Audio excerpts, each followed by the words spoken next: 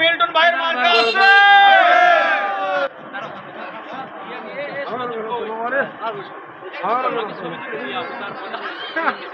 তারপরে মিছিল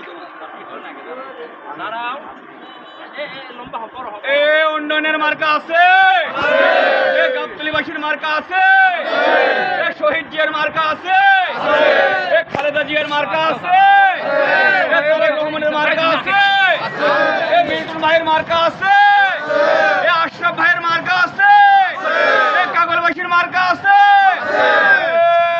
সেই মার্কা সবাই বলো আসতে কেন 12 তারিখে যাবে কারা এই সংসদে দেখে দেবে ইনশাল্লাহ।